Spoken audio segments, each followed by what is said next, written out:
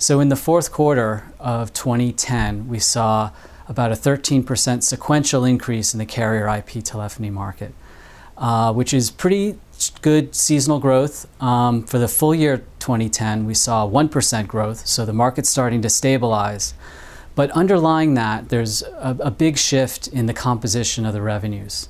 So traditional NGN markets like soft switching and media gateway continue to contract, while session border controllers and voice application servers, which focus on all IP communications and applications, continue to thrive and see very strong growth. So in 2010, we saw nearly a 50% increase in the session border controller market. And for voice application servers, we saw over a 20% increase in revenues for the year. A hot segment in the carrier voice over IP market is business voice over IP. So subscriber licenses on soft switches and voice application servers that focus on hosted UC services and SIP trunks continues to thrive. So in 2010, those really drove the bulk of the growth in those product categories. That is soft switches and voice application servers. And we expect that trend to continue. So SIP trunks, which is a hot market, allow IP-enabled PBXs to connect directly to the internet without using a circuit switch intermediary.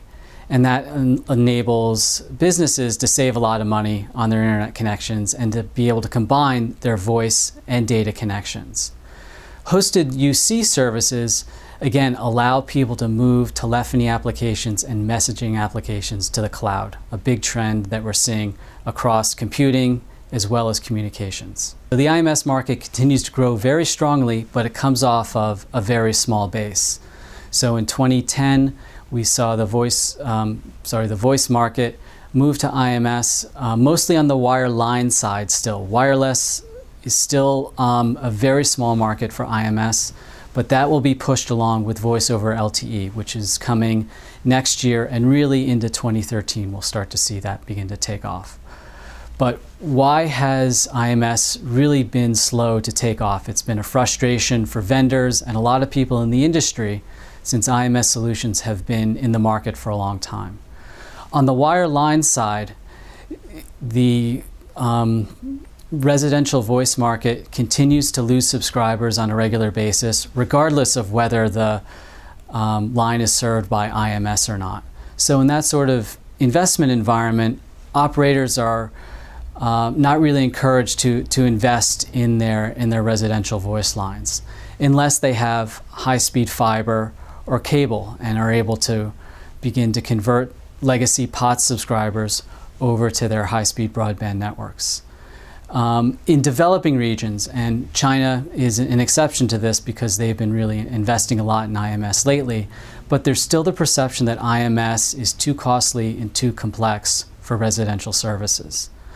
On the wireless side, again, voice over IP on the wireless side is still very, very small. Traditional GSM, CDMA, and wideband CDMA technology still rely on circuit switching for the most part.